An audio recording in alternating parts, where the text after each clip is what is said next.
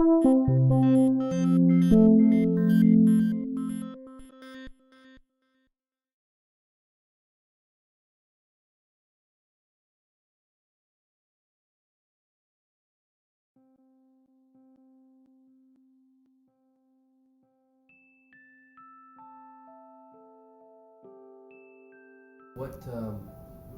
type of experiences did they have they shared with you? Well, there's a whole range of experiences as well. It's in the literature from military people who have had encounters in flight and been vectored to chase unidentified objects. People who have official positions whose job was to know about possible extraterrestrial visitation and to do something with it. People within government. And those are the more credible sources because they've had hands-on, first-hand experience with all of this. Whether they come forward or not is up to them. It's, if they want to come out with their information, if they don't feel that they're under security constraints and they somehow get relief or amnesty from any oaths of security, then I would hope they would come forward. There's a lot that does go on with these high security classifications under military rules. I think it's a fairly muddy area when we're talking about this level of activity. Yes, there are some stories that are rather ghastly, as a matter of fact. Now, I can't validate those. I don't know that they're necessarily true. But like many other stories, they put fear in the hearts of people, and that's perhaps why many of the people don't want to come forward. Well, my interest basically is what's the nature of the universe we live in? What is our relationship to the larger reality? If that's a part of the larger reality and we're denying it, that to me is unconscionable. I don't live that way. If I went into space to learn about the universe we live in, to get new insights, to go beyond the boundaries of our known existence. And if these phenomena are really indicators of new information about the cosmos at all and intelligent life in the cosmos and our ability to travel in the cosmos, as circumstantial evidence would suggest, then we ought to get to the bottom of it. It's just my curiosity that drives me. There seems to have been, over the last 50 years at least, and more, a great deal of secrecy surrounding the so-called UFO event. It's a very complex subject. We're not dealing with something that's very simple here. If we take well, we have sightings of all sorts. We've been reported thousands and thousands of sightings for 50 years or so. Large numbers of those sightings are indeed misperceiving natural phenomena in some way.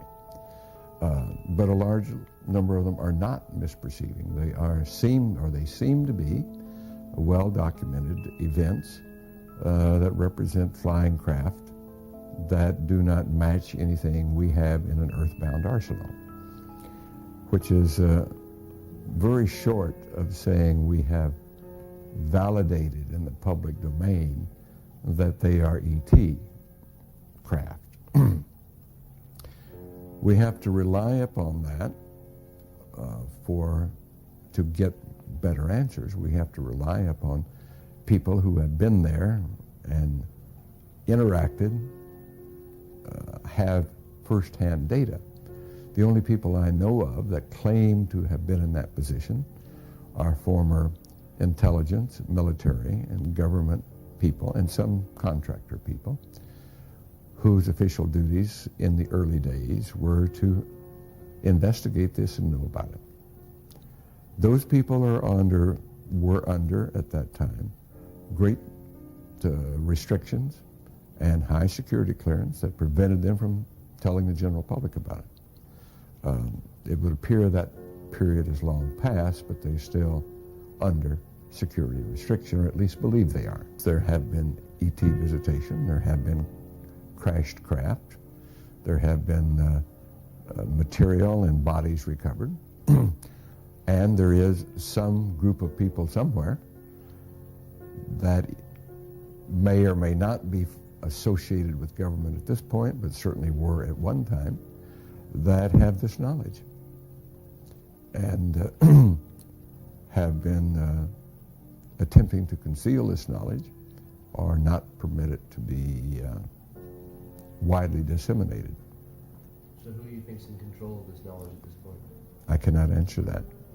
I cannot answer who are these people, but there's a lot of evidence that points to what I call a clandestine group, people who have some quasi-affiliation with government and use certain government facilities, but operate in a rather very stealth and secret way that is not generally under high-level governmental control as far as we can tell.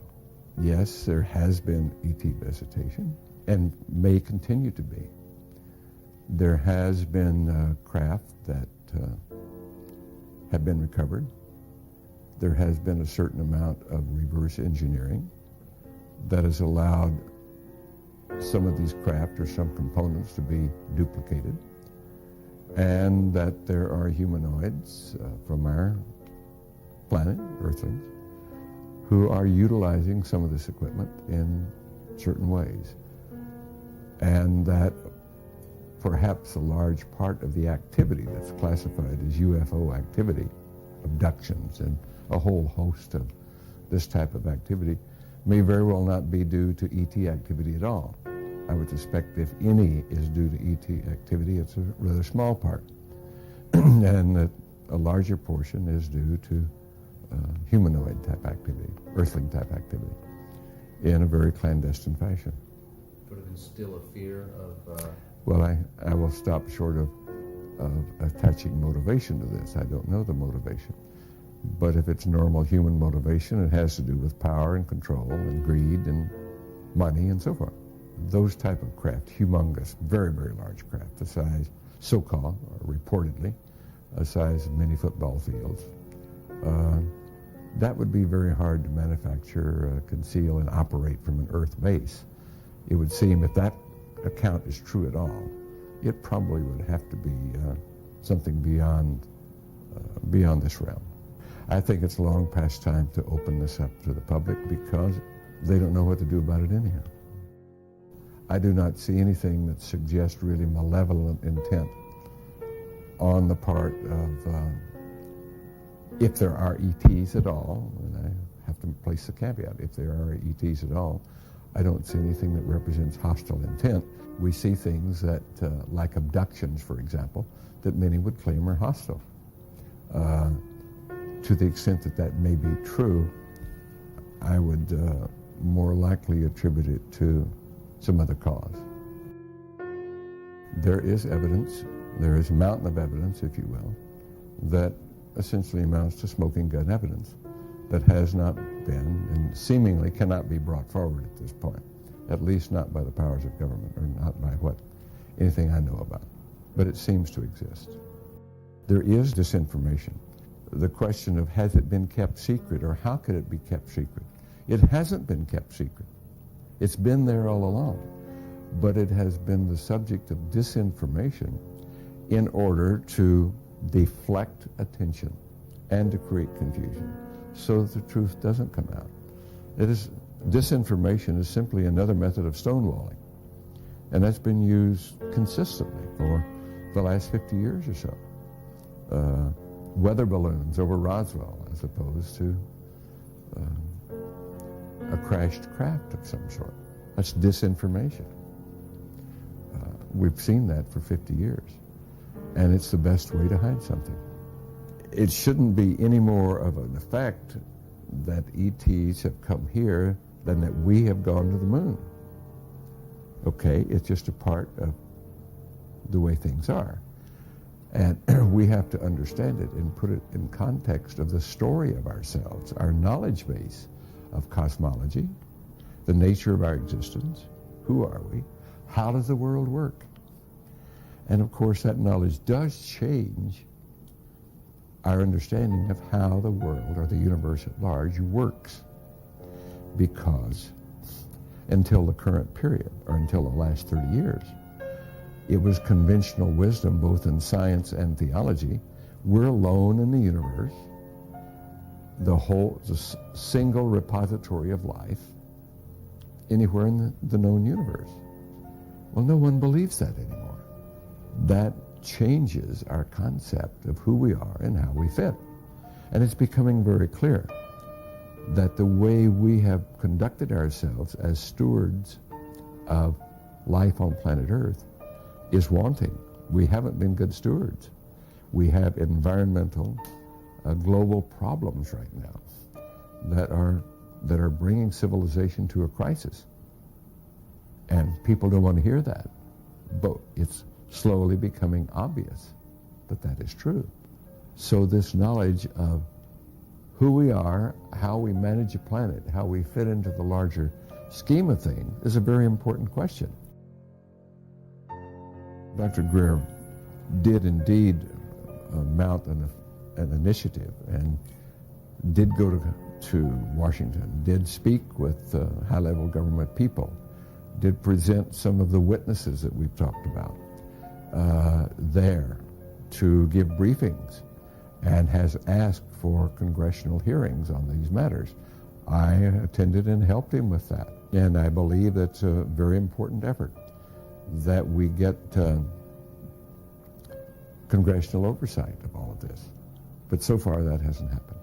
We briefed certain members of Congress, some of their staff, some of the people from the White House. We talked with people in the Pentagon. And in general, it was well received, and some were quite amazed at what they heard. But so far it hasn't resulted in any great activity. Did this come to news? Was this news to a lot of their ears? To some people, yes. Yes. Others, not really so much. But I will say it led me to the belief that people in high-level government have very, very little, if any, information, valid information about this. Most have no more knowledge than the man in the street. Representatives from the intelligence section, they were out of the loop of the things we're talking about. Does that come to a concern to you? Oh yes, it's a very great concern. I have expressed this concern over and over. That's exactly what I'm saying, is that whatever activity is going on, to the extent that it is a clandestine group, a quasi-government group, a quasi-private group, it is without any type, as far as I can tell, of high-level government oversight. And that is a great concern.